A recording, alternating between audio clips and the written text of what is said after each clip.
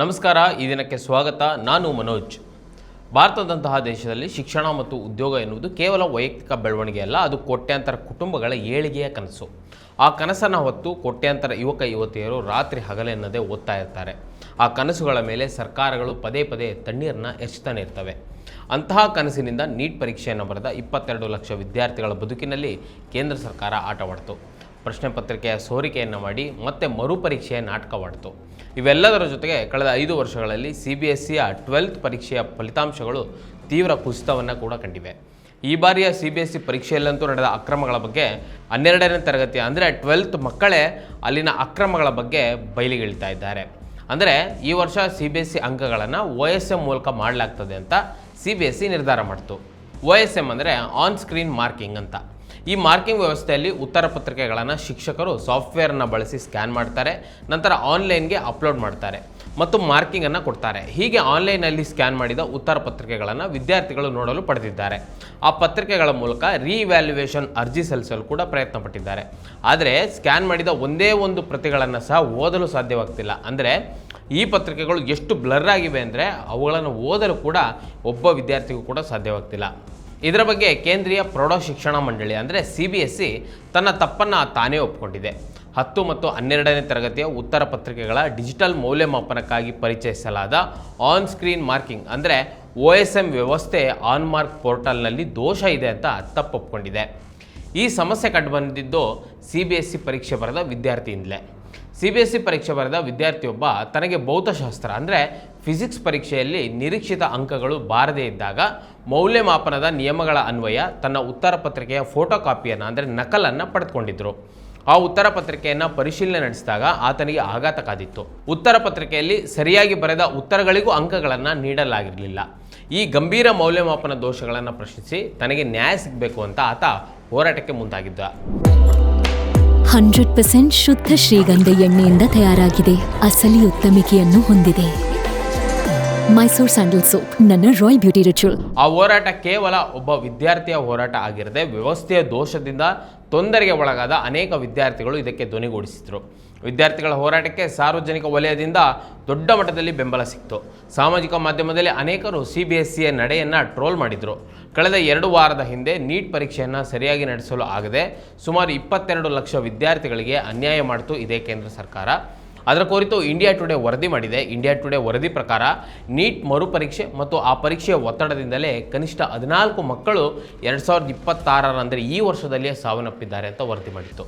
ಇನ್ನು ಇದೇ ರೀತಿ CBSEಯಲ್ಲಿ ಶಿಕ್ಷಣ ಮಂಡಳಿ ಮಾಡಿದ ಎಡವಟ್ಟಿನಿಂದ ಯಾವುದೇ ಅನಾಹುತ ಆಗದಂತೆ ತಡೆಯಲು ದೊಡ್ಡ ಮಟ್ಟದಲ್ಲಿ ಸಾಮಾಜಿಕ ಮಾಧ್ಯಮದಲ್ಲಿ ಪ್ರತಿರೋಧ ಬಂತು. ವಿದ್ಯಾರ್ಥಿಗಳಿಗೆ ಬೆಂಬಲವಾಗಿ ಅನೇಕರು ವಿಡಿಯೋಗಳ ಮೂಲಕ ಪ್ರತಿಕ್ರಿಯೆಯನ್ನು ನೀಡಿದರು. ಲೋಕಸಭೆ ವಿರೋಧ ಪಕ್ಷದ ನಾಯಕ ರಾಹುಲ್ ಗಾಂಧಿ CBSE ವಿದ್ಯಾರ್ಥಿಗಳ ಜೊತೆ ಸಂವಾದವನ್ನು ನಡೆಸಿದರು. CBSEಯ ತಪ್ಪು ತೋರಿಸಿದ ಮಕ್ಕಳನ್ನೇ ಆರೋಪಿಗಳೆಂದು ಬಿಂಬಿಸಲು ಪ್ರಯತ್ನಿಸಲಾಯಿತು. ಅವರನ್ನು ದೇಶದ್ರೋಹಿಗಳು, ಪಾಕಿಸ್ತಾನಿಗಳು ಹೀಗೆ ಏನೇನೋ ಪಟ್ಟ ಕಟ್ಟಲು ಅನೇಕರು ಪ್ರಯತ್ನ ಪಟ್ಟರು. ಪ್ರಯತ್ನ ಪಟ್ಟರು ಅಂತ ಸ್ವತಃ ಮಕ್ಕಳೇ ಹೇಳ್ಕೊಂಡಿದ್ದಾರೆ. CBSEಯ ತಪ್ಪನ್ನು ತೋರಿಸಿದರೆ ನಮಗೆ ದೇಶದ್ರೋಹಿ ಪಟ್ಟಕಟ್ಟಲು ಬಂದಿದ್ರು ಅಂತ ರಾಹುಲ್ ಗಾಂಧಿ ಜೊತೆ ನಡೆಸಿದ ಸಂವಾದದಲ್ಲಿ ಮಕ್ಕಳು ಹೇಳ್ಕೊಂಡಿದ್ದಾರೆ.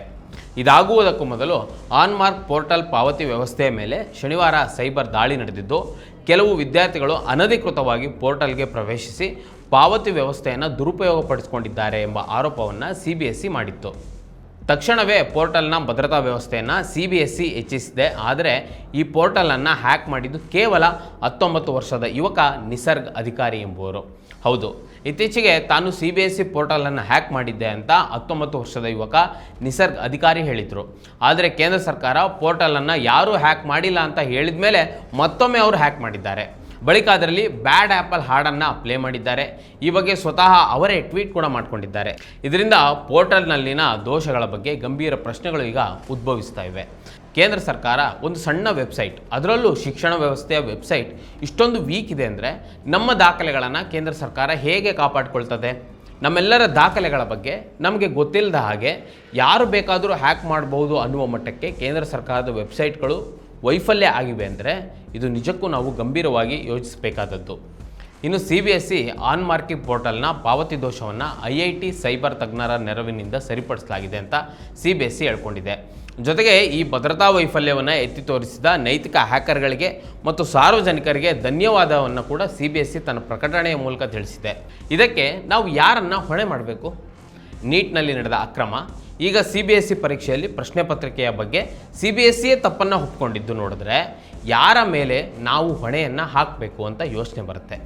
ಕೇಂದ್ರ ಸರ್ಕಾರ ಅರ್ಥಾತ್ ಮೋದಿ ಸರ್ಕಾರ ನಾ ಖಾವುಂಗ ನಾ ಖಾನೇ ದುಂಗ ಅಂತ ಹೇಳಿಕೆಯನ್ನು ಕೊಟ್ಟಿದ್ದೇ ಆಯಿತು. ನಮ್ಮೆಲ್ಲರ ಒಂದೇ ಒಂದು ಸಣ್ಣ ದಾಖಲೆಯನ್ನು ಕಾಪಾಡಿಕೊಳ್ಳಲು ಅವ್ರ ಕೈಲಾಗ್ತಿಲ್ಲ. ಒಂದು ಪರೀಕ್ಷೆಯನ್ನು ಸರಿಯಾಗಿ ನಡೆಸ್ತಾ ಇಲ್ಲ, ನಡೆಸೋಕ್ಕೂ ಕೂಡ ಬರ್ತಾ ಇಲ್ಲ. ಈಗ ನಮಗೆ ಸರ್ಕಾರದ ಬಗ್ಗೆ ನಂಬಿಕೆ ಬರೋದಾದರೂ ಹೇಗೆ? ಇಷ್ಟೆಲ್ಲ ಅವಾಂತರಗಳಾದರೂ ನೈತಿಕ ಹೊಣೆ ಹೊತ್ತು ಯಾರೊಬ್ಬರು ರಾಜೀನಾಮೆ ನೀಡದೇ ಇರೋದು ಅಧಿಕಾರದ ಲಾಲಾಸೆಯನ್ನು ತೋರಿಸ್ತದೆಯೇ ಹೊರತು ಜನರ ಮೇಲಿನ ಕಾಳಜಿಯನ್ನಲ್ಲ. ಪ್ರತಿಭಾವಂತ ಯುವಜನತೆಯ ಭವಿಷ್ಯವನ್ನು ಬಲಿ ಕೊಡ್ತಾ ಇರುವ ಈ ಭ್ರಷ್ಟ ವ್ಯವಸ್ಥೆಗೆ ಅಂತ್ಯವಾಡೋದು ಯಾವಾಗ? ಸರ್ಕಾರವು ಕೇವಲ ತನಿಖೆಯ ಭರವಸೆ ನೀಡುವ ಬದಲು ತಪ್ಪಿತಸ್ಥರನ್ನ ಜೈಲಿಗಟ್ಟಿ ವ್ಯವಸ್ಥೆಯನ್ನು ಶುದ್ಧೀಕರಿಸೋದು ಯಾವಾಗ? ಈ ರೀತಿಯ ಅನೇಕ ಪ್ರಶ್ನೆಗಳಿಗೆ ಕೇಂದ್ರ ಸರ್ಕಾರ ಉತ್ತರ ಕೊಡಲೇಬೇಕಾಗಿದೆ. ವೀಕ್ಷಕರೇ, ಈ ವಿಡಿಯೋದ ಕುರಿತು ನಿಮಗೆ ಅನಿಸ್ತು ಕಮೆಂಟ್ ಮಾಡಿ ತಿಳಿಸಿ ಮತ್ತು ಇದೇ ರೀತಿ ಸಾಕಷ್ಟು ವಿಡಿಯೋಗಳಿಗೆ ನಮ್ಮ ಈದಿನ.com ಯೂಟ್ಯೂಬ್ ಚಾನಲ್ನ ಸಬ್ಸ್ಕ್ರೈಬ್ ಮಾಡಿ ಮತ್ತು ನಮ್ಮನ್ನು ಬೆಂಬಲಿಸಿ. ನಮಸ್ಕಾರ. ಮತ್ತಷ್ಟು ವಿಶೇಷ ವಿಡಿಯೋಗಳನ್ನು ನೋಡಲು ಮತ್ತು ಹೊಸ ವಿಡಿಯೋಗಳ ಬಗ್ಗೆ ತಿಳಿಯಲು ಈದಿನ.com ಯೂಟ್ಯೂಬ್ ಚಾನೆಲ್ ಸಬ್ಸ್ಕ್ರೈಬ್ ಮಾಡಿ ಮತ್ತು ಬೆಲ್ ಐಕಾನ್ ಕ್ಲಿಕ್ ಮಾಡಿ.